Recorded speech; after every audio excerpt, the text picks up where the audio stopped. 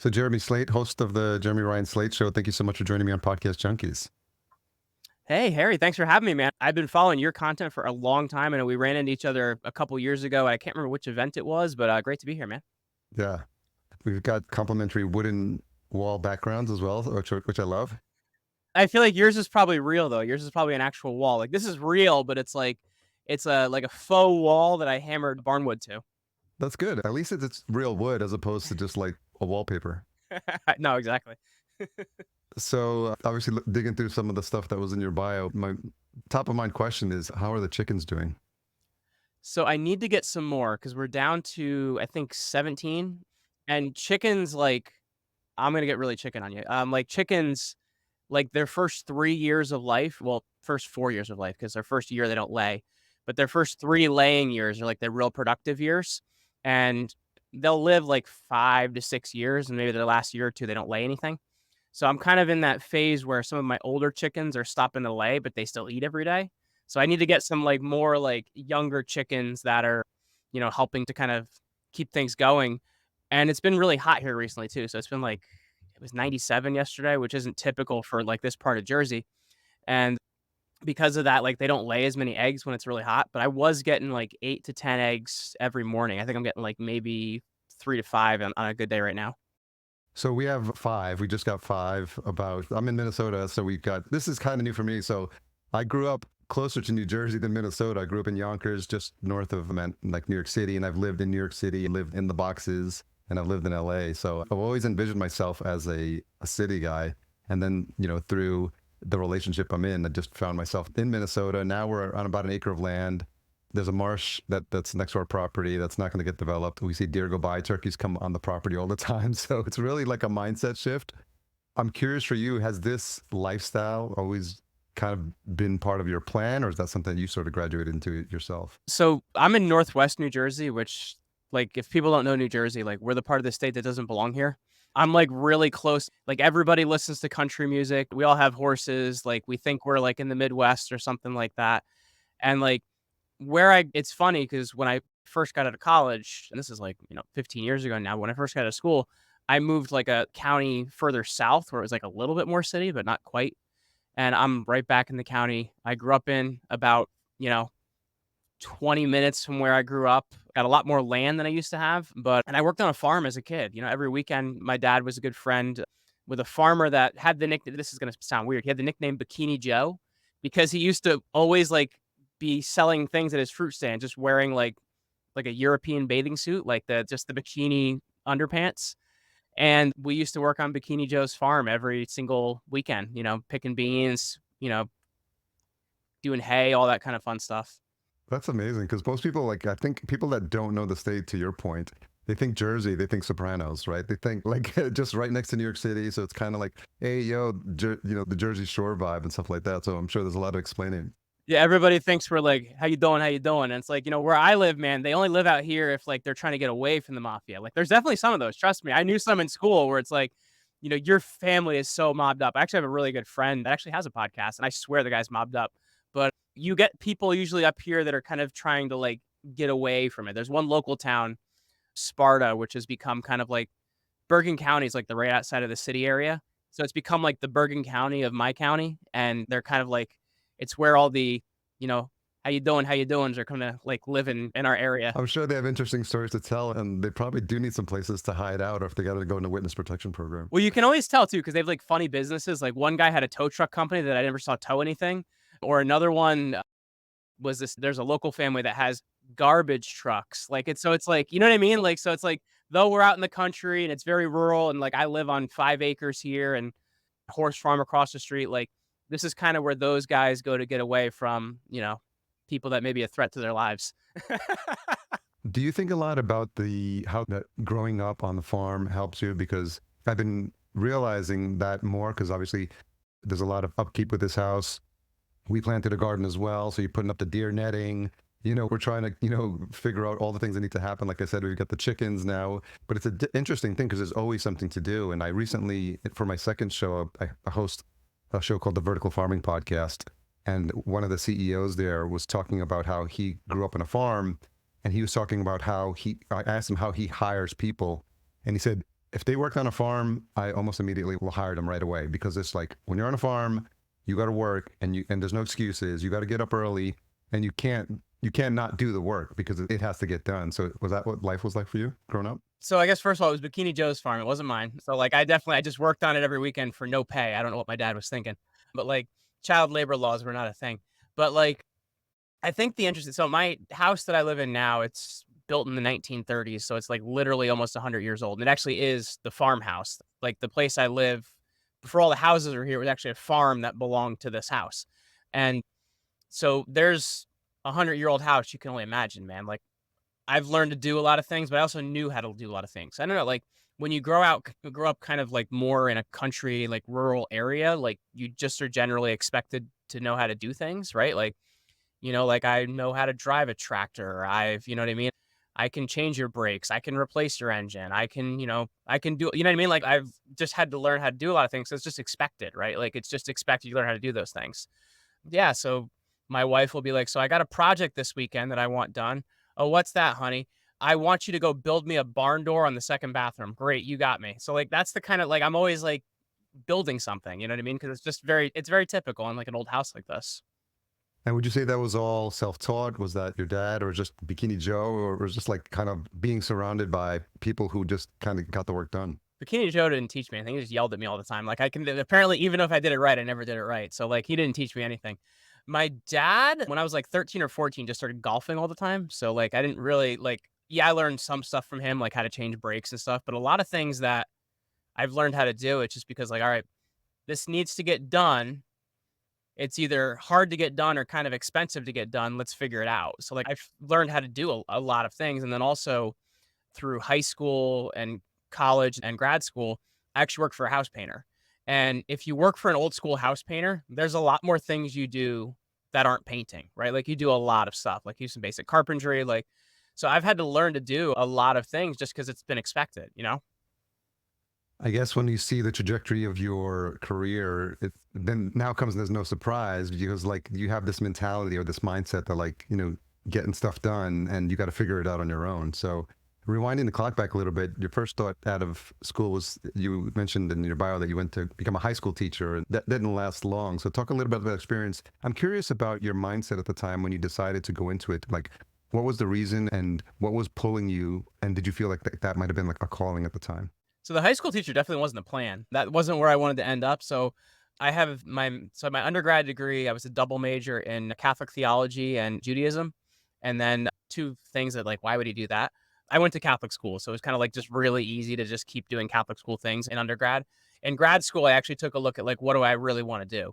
So I did the logical thing that everyone would do in grad school, and I got a master's degree in the Roman Empire, which wasn't really valuable until about the last 9 months or so when people started thinking about it all the time. So when I got out, I had applied to one PhD program. I didn't get into that program because my goal was to teach at college level.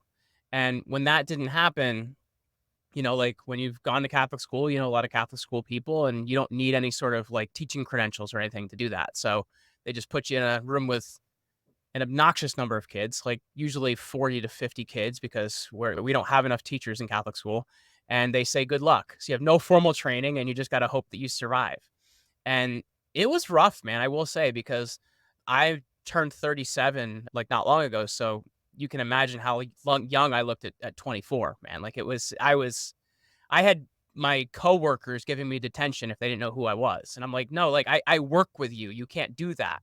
So I got chewed up and spit out very, very quickly. And in 2013, my mom ended up actually having a really, really bad stroke. And she's still very disabled to this day. She's lost her language skills. She doesn't get around as well as she used to. She hasn't worked since 2012. And it made me look at a lot of what I was doing. And I'm like, do I want to be doing this the rest of my life? Because I'm miserable. And, this was kind of early days of YouTube. So kids were like trying to figure out like, how do we piss him off, get a video of him and put it on the internet? Like that was like kind of my, early experience teaching, is they just were frankly trying to see if they could get me pissed off and put me on a YouTube video. And so my every day was just very, very jacked up, I guess is one way of putting it. So from there, I actually ended up quitting my job on a whim, and I didn't know what I wanted to do. So what I actually ended up doing was I did network marketing first. I was good at it, but I kind of didn't like the idea of like feeling like I was frequently selling my soul to get people to join my thing. And from there, I did life insurance for a bit, which I was really good at, but I didn't enjoy those conversations of death. And the final thing I kind of ended up in was I had taught myself how to build websites from watching YouTube videos, and I was working at a friend's marketing agency. And I've been a podcast super fan, Harry, since I can't even tell you like how long. Like I'm talking like Adam Curry's Daily Source Code old. Like I've listened to podcasts for like a long time. And I was kind of like, well, I guess I could give that a shot and see what happens. And my first show was called Rock Your Life. And I used to play drums, so like that's kind of where the idea comes from. And I didn't do any research to see if anybody like had the name, so they already had the name. And so I had like a cease and desist. So I had to drop the Y and the O, and it became Rock Your Life. So it just looked like I couldn't spell. And it was the worst podcast any human being has ever created. It was terrible. It was me talking at my MacBook with no microphone. I had no format. It just was not very good. So I did that for about 6 months and then ended up quitting it. And that was the end of it. And then in the middle of 2015, I was like, like, is it me or is it the opportunity? And I realized it was kind of me and not the opportunity. So I took a whole bunch of different podcast courses, almost too many, which will get you from, actually starting, right? Because you're never ready. And I launched my show in November of 2015. And in 2015, there were 250,000 podcasts out there. So it was much easier to get found. And we had like 10,000 listens in our first month for a brand new audio show, which was kind of wild out of the gate. Yeah. And so, that experience. That was super long-winded. I apologize. No. Well, I think when you think about it, sometimes when people ask you like how you got to where you got to, you're like, well, how much time you got? Because it's like, no, that's quite off. You want the long version or the short version? And prior to starting your podcast, had you ever been like in front of a camera, or have you done anything performative? And besides maybe playing the drums? Yes. So I guess, so this is kind of funny. And my 3-year-old actually really reminds me of myself, which kind of terrifies me for later in life. But I like to hear my voice over a microphone as a kid. And I was one of those kids that like, he's still talking, get him off stage now. And I lost that as like a high schooler and adult, because I guess I felt like I was like too cool for that or whatever. And I developed kind of a bit of an aversion to it. But if I look as a kid, I was literally the one like, get him off of stage. He won't shut up. He's going to say something that's going to get us in trouble. Like, you know what I mean? Like it's like, I'm supposed to sing Jesus Loves the Little Children, but I won't shut up. Like the song's been over. Like, you know what I mean? Like, yeah. Yeah. And so when you pivoted and you started the second show, what was the goal there? Did you want to connect with other people who were doing really good things, or did you just want to get the reps in and just figure it out as you go along? I didn't really have a plan, honestly. I was reading a lot of personal development books at the time. And I'm like, wouldn't it be cool to just selfishly learn from some of those people whose books I'm reading? Like, there wasn't even like, I'm going to have a big thing and we're going to sell this and do that. Like my first 6 months doing it, I like heavily resisted making money. I was like, no, it's an art form. I can't do that. Like, I can't pollute it with advertisements. What is this? So like, I didn't really have a plan. It was more or less like, I really want to learn from people that, unless I had a platform, I didn't feel like would give me the time of day. And how did you go about preparing for those episodes or preparing for those conversations? Much differently than I do now. Because the thing I do now is, number one, I've really worked on my skills as an interviewer, and I think that's really important. So you learn how to ask better questions, how to be better in the conversation, and you come up with like 3 or 5 things you want to talk about, and it's very, very loose. In the beginning, it was kind of like 35 questions, and it's like, I don't know if you've seen those like old like Law and Order shows where they put the light on the person's face and they like interrogate them. That's how I felt like my early podcasts were. And I just felt really bad for the person. Like there were enough people nice enough out there to say, hey, that was great, man, to kind of check it out. But I can't listen to my early stuff, Harry. They're really rough. Yeah. But if you look back, you can kind of see the progression of how you changed over the years and how you've grown as a host. How would you say your style has changed from those early days? Those interviews you were having, the types of conversations, or maybe how deep or not deep you were getting with your guests? Well, my content's changed a little bit. I talk a lot more about like politics and culture and family and stuff like that now, just because I guess that's where I'm at in life. And at that point in time, I was just trying to figure out like, how do I make it? How do I do something? Right. And like, I was just trying to figure out how to kind of make a break. And I feel like that's one part of it. But I think the other part about it is just really trying to learn skills as an interviewer. And what I mean by that is like, how do you ask a good question? How do you ask a good follow-up? how do you get somebody to answer a question they don't want to answer in a way that makes them feel comfortable? Because that can really be hard, right? You can ask somebody a question and they answer a different question that you didn't ask. And you have to figure out, well, how do I bring them back to that question? And so oftentimes it could be just as simple as asking the question again, or they could avoid it again, or figuring out a different way to ask that question so you get the results you want. So it's things like that. It's also realizing that, and I think this is where a lot of people struggle, is realizing the first question you ask isn't the important one. It's the ones that you come up with on the spot from the data you were just given, right? That's where you like really have the gold. And I think a lot of, in the beginning, the thing I was uncomfortable with was dead air, right? Like, oh my gosh, how am I going to fill 20 minutes? And now I'll do interviews that are like an hour and 15 minutes where it's like, oh shoot, we ran out of time, man. I'm sorry. And it's just very different in how you have a conversation, you know? It's an interesting skill, and I've just been like, following the people who do it really, really well for many, many years, and just admire when they can hold a conversation, or you hear a Joe Rogan conversation for 3 hours, and you're like, whoa, like, it was interesting the whole time, and it obviously depends on the guest because they're not always that interesting. But I do feel like it is a skill. It's being curious, and it's pulling the threads. I think is sort of what you're alluding to. Like you'll hear something, and I'm always conscious that there's a third person in the room, which is the listener, and they're listening to us and watching us and listening to us have this conversation. So even though it's you and I connecting on this conversation, I feel like we're in a bar, they pulled up a stool and they're like, we're listening to you. And so I'm always conscious of that, because without them, we don't have a show, because if no one's listening. So I'm really always aware of that. Who has been a influence for you, or people that you admire in this space that do it really well? So I want to say one more thing about the last part, and then I will totally answer that. Because I will say too, the thing and I don't know if you found this, Harry, like I've also feel like I've gotten so comfortable with certain things that I've also developed bad habits, if that makes sense. Meaning like I've gotten like in the beginning, I wasn't comfortable with interrupting. And now I feel like at times, not often, I get this feedback from my audience that I do interrupt too much, because it's a balance, right? Like if you ask somebody a question and it's a 20-minute monologue, well, at some point I want to say something, right? Like it can be hard. And so you have to kind of find that balance. And that's been something that I'm always working on. I'm mindful of like, okay, well, am I letting this person fully get out of thought or whatever it might be?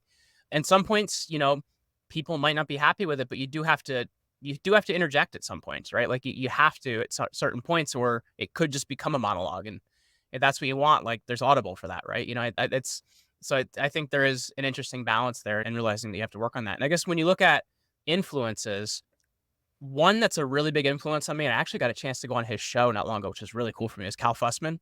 Cal Fussman is an excellent interviewer. He's interviewed people like Muhammad Ali, Larry King, Tom Cruise. Like he's really had some like really cool interviews. Oprah asks some really great questions. I'm trying to think of who else asks really good questions.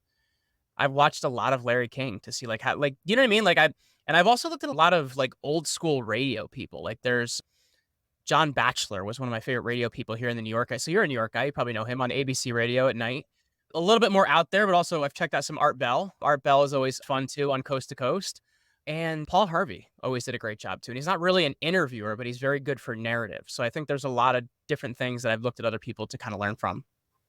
So we're going to go back a bit so we can get to present with the content of your current show. So I'm curious about your mindset of where you are in life when you think about selecting Roman Empire as something to study in college. So I had the coolest professor in undergrad, and he actually looked like Neil Patrick Harris and sounded like him. He was funny, engaging, one of the most interesting professors I've ever had.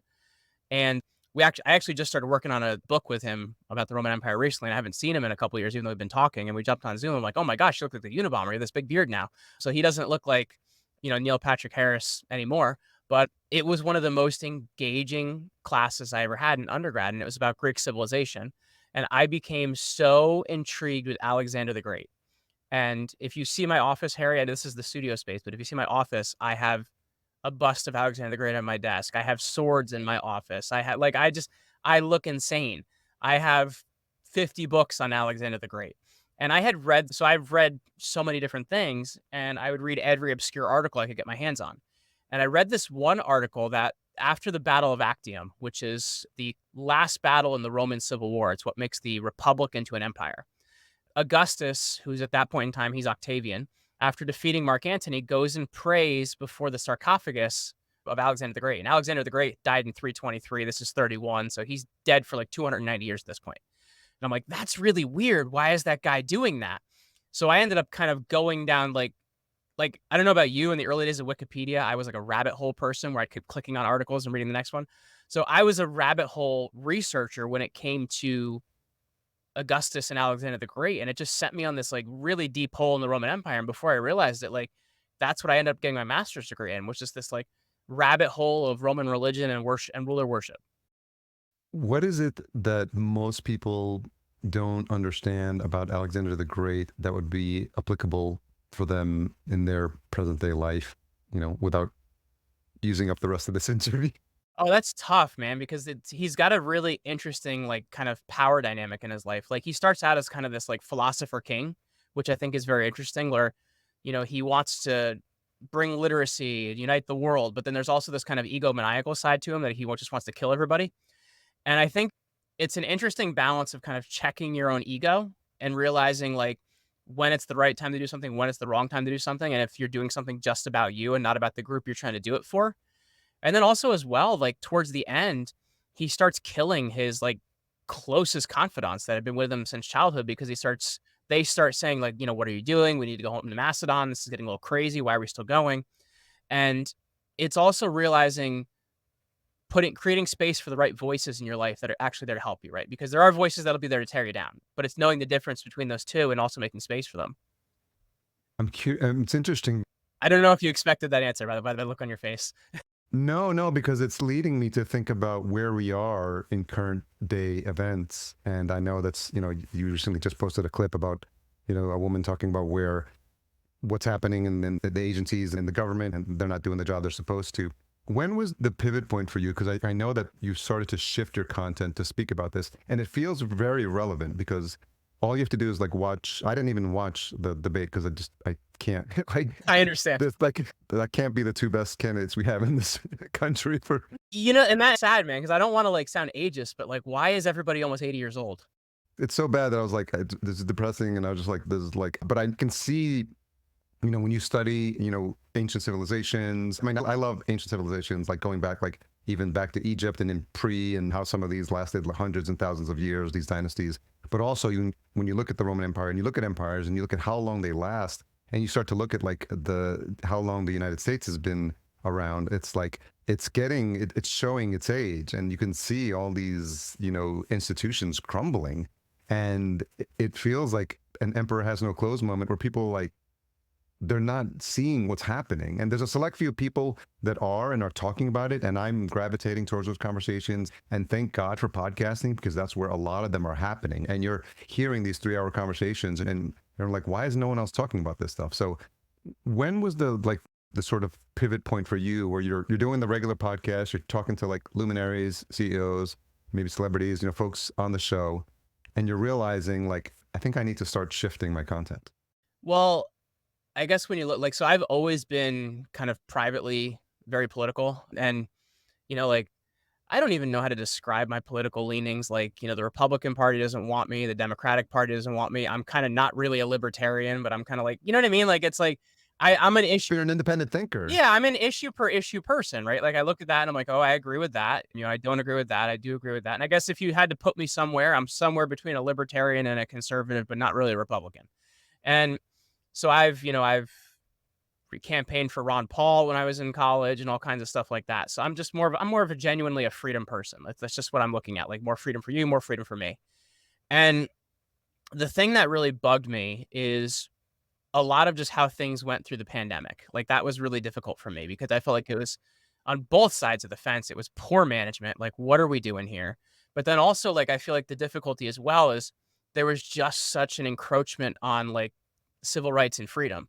Like that was really difficult for me. Like I could understand like some of the indoor masking, though I didn't agree with it. But like to tell me I'm outside, there's no dome on this thing other than the atmosphere, and I have to wear a mask. Like that's crazy, man. Like so like I just saw logic go out the window in a lot of ways, and I'm like, is talking to another best-selling author really going to do anything about this? And the thing that upset me about it too, Harry, is I feel like, are you aware of something called a Overton window? I've heard of it, yes. So it's a concept of where you show people two extremes and they're still really extreme by themselves, but people pick something in the middle, which if looked at by itself is still really extreme, but because you're shown two extremes, you're still picking something that's really bad for you, like a two-party system. And what I saw is there was just a lot of extreme voices out there on both sides. And I'm like, can we just talk like regular people about this stuff and like not get people all jacked up? And I just wanted to have like real conversations about like what's happening out there in the world. How do you take care of your family? Like, how do you get through a time like this so that you have a business in a year from now? And it just, for me, that's what it was. It was just, I was looking at kind of just the craziness and I just didn't want to have those conversations. I wanted to have ones that I felt like actually were mattered. And how has that changed your view, or is it really reinforced some of the things that you already believed and didn't talk about, and privately, like were in your heart? It's kind of just let me more fully be myself, if that makes sense. And it's interesting because I think there's people that their goal is to offend other people, right? And me, that's not really me, but I feel like I can say what needs to be said in a way that people can either have it or not have it, if that makes sense. And it's also changed our company vision a lot more too. Like our company has become more about like, having those 3-hour conversations and having free speech and the ability to facilitate these conversations. So hopefully we get to a better solution. And I think that was the scariest thing for me, kind of living through all of that, was being told, no, the decision is made. You can't talk about it. You can't discuss it. Like that's kind of scary to me. I want to have a better conversation. I want to see how we get to a better answer here. And that's really what I'm trying to do. If you had any advice for someone who's in your shoes at that point, who feels strongly, or maybe not so strongly, but is feeling this something bubbling up inside of them that they need to get out, like this voice that is their true voice, not the voice they present. Because when you look on, Facebook, when you look on Instagram, they're just showing the best versions of themselves. And I think one of the best things that I've done recently is be conscious of what's happening in this group I'm in. They call the internet like the shimmer. And it's related to that movie Annihilation, where there's this like entity that's like coming and, messing with our minds. So it's happening on a daily basis. And the thing is, most people are not aware that it's happening and that it's affecting them. So they're mindlessly scrolling and they don't realize. I think on average, most people check their phone about 100 times through the day. And most people would be surprised by that. But just if you're doing it unconsciously, one of the things that I have now on my phone is as soon as you open it, it says intention and duration. Oh, wow. So literally, like when I look at it, what's my intention to go in here and how long am I going to go in there? Because I'm conscious and I've been down rabbit holes. So this is happening and it's affecting every single person on this planet right now. And so people are waking up. So kind of circling back to the question, like what guidance would you give for people who might be scared or don't know what to do in terms of the next step, and are at that point when you had to realize, I can't keep talking about this. I need to talk about this because this is what's in my heart. Well, I think there's two things to it. And I think the first one is kind of the vanity part of it. Like if you're one of those people that logs into Libsyn 3 times an hour and sees like what your stats were from the hour before, like it's going to hurt immediately. Like I think, you know what I mean? Like, and I think that's the first thing you have to be okay with, is you're going to have a percentage of your audience that likes it and a percentage of your audience that sends you emails saying very terrible things to you, like they did to me. So, and I think that's the important thing to understand, is you have to be okay with a percentage of your audience is going to leave you. And that's just how it is. We lost about 55% of our audience in 2020. Now, here's the beautiful part about it, though, is we're bigger than we were before 2020. And like, I'm actually like out there doing things. Like I'm going to 4 different cities next week to do podcast related things. And I wasn't doing that as often as I am now. Like it's created amazing opportunities for me. So you have to initially be okay with, you're going to take a hit. You're going to take a hit of some sort. And I think the other thing that you have to do is realize like who you're communicating and how you're communicating to them. You know what I mean? I think that's important too. If you're just adding to the noise and you're just kind of jacking people up, then it might not be worth it. Like, how are you making people more able, more capable, and shifting them from effect to cause? But I think there's people that they're all about the numbers. If those numbers go down, there's going to be a problem, and they'll say whatever they need to say because they need to keep those numbers up. If that's you, then you're not going to do well with the shift, because what's going to happen, you're going to go right back to whatever you thought worked before. But here's the problem. If you've already made a shift, you can't go back to that now because people don't respect you anymore. Right. And I think that's what you really have to consider. Do you think about your legacy a lot? I don't am I going to have a legacy? You know what I mean? Like, sure, I've done some podcasts and done some media and stuff, but is anybody going to know who I am in 100 years? I don't really know, man. Like, the thing I do think about is, am I leaving this world a better place for my kids? Right. And I think that's the biggest thing is I have 3 little girls. We actually just had our third just a month ago, actually. So the thing I'm considering is like, am I making this place better for them? Am I leaving it better for them? And can they respect their dad for what he does? And I think that's a really important part. And I think that's more common now because I heard someone explain it like when your child is the same age that you are now, and they look back at what their father or mother created, is that something they would be proud of? And I think it's something to think about, whether it's defined as legacy or just this idea that we now have these time capsules, these podcast episodes that we're leaving behind. And, how do we want to be known? We'll never know, obviously, because we're dead and gone. But it's interesting because it's helpful to think about how do we make the world a better place and what is our purpose here? I think about, it's described sometimes as dharma, your mission, your life's purpose. But like, I'm of the belief personally that we all have a purpose here, and it is to share our journey, the good, the bad, the highs, the lows, and you never know like who it's going to help. And I feel like, it's like we're on this, like a ladder, and you're learning from people like one rung ahead of you. And what you're teaching and showing is helping the people who are just like maybe 1 or 2 rungs below you. And so when you think about that in terms of content, how does that inspire you in terms of your show, your business, and who you start to look out there to have on your show? Like, what types of conversations do you want to have? Well, it gets back to one of the questions that I ask everybody at the end of an interview. And it's like, okay, so what can people actually do about their situation? Because I feel like, okay, if you're going to talk about difficult subjects, if you're going to talk about things that are a little bit scary, if you're just going to get on there and jack people up for 40 minutes, then are you actually making the world a better place? No. And so, the thing I find is like, I'm talking to like generals and colonels and like retired military and stuff like that. Nobody's ever asked them that, is what I'm finding. Like, nobody's ever asked them what can be done about it. And it's really awesome to see somebody's face change when you ask them what can be done about it, because like that's pro survival, man. It helps people survive better.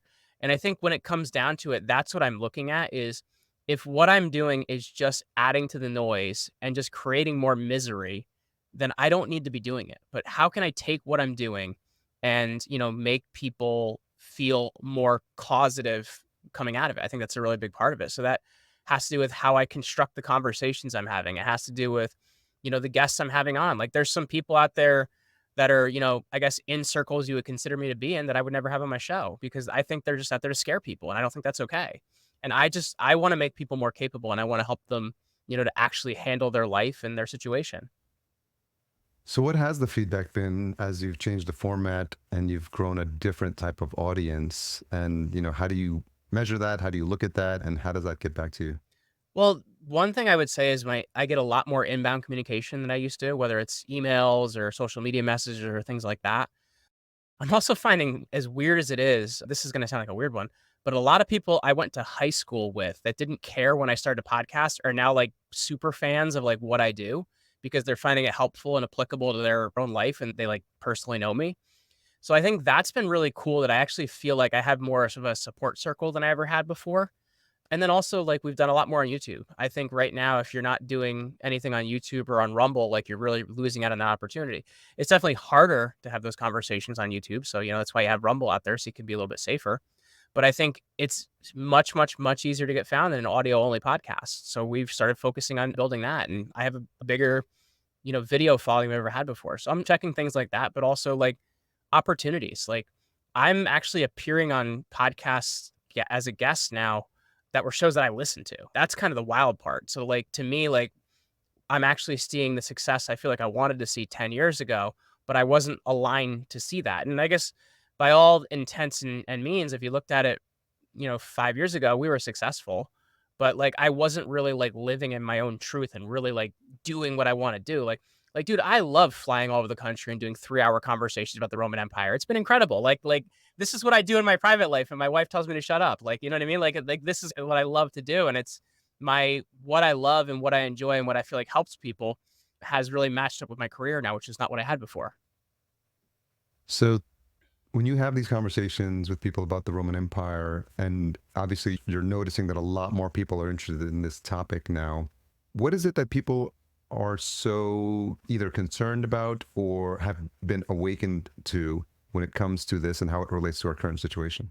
Well, it's the same mistakes, and I think that's what it comes down to, because history doesn't repeat, but it does rhyme in a lot of ways, and if you look at it, I guess we'll just back it up a little bit to say when people hear Rome, they just think Roman Empire, and you have to realize that Rome has like a 1,000-year history. It's a kingdom first, and then it's a republic, which our republic is mainly based off of, and then it becomes an empire.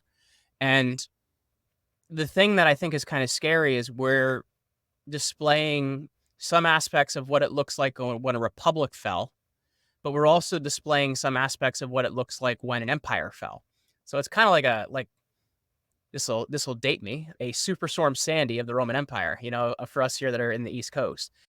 I was there. Yeah, I didn't have power for 3 weeks, man.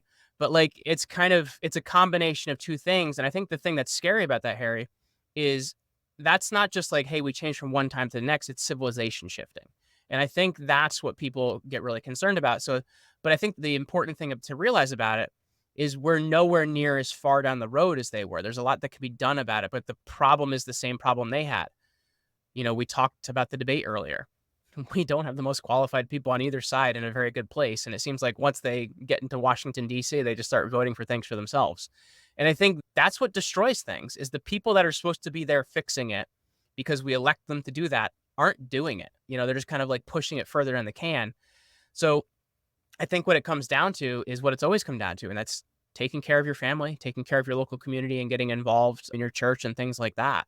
And I think like it's important to know of these different things historically so that you can recognize them, but I think also so that you can, prepare and take care of your family. Do you feel hopeful about where we're headed? I do, actually. And the reason is because of conversations like this. And because when you look at the Roman Empire, like there was no internet. If you wanted to get a message across from one part of Europe to the other, it might take weeks or months. So the ability that we have to be connected is like no other time in history. So I think the fact that we can talk about these things and discuss them and try to get to better solutions, I do think this is the time that, an empire doesn't fall. Maybe it transforms in some ways. It transforms into something that's better for mankind and humanity. But I think we can stave off an empire falling at this point.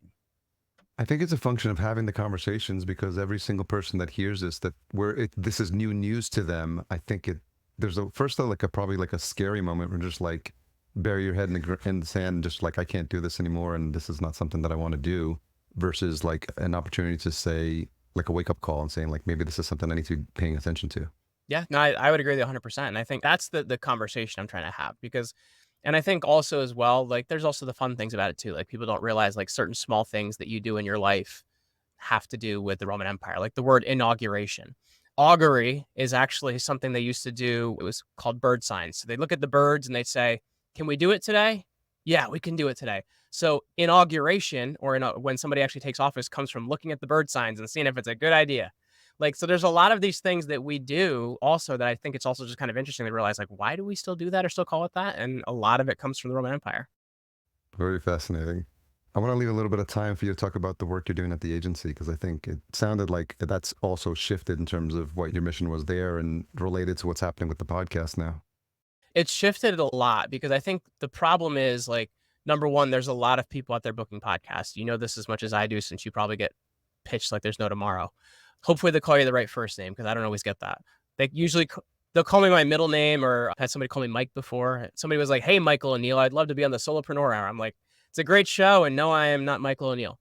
Like, shout out to Michael. Yeah. Yeah. Like, you know what I mean? Like, I feel like people just don't take the care and time into that. So like for us, our missions become a lot bigger than just that.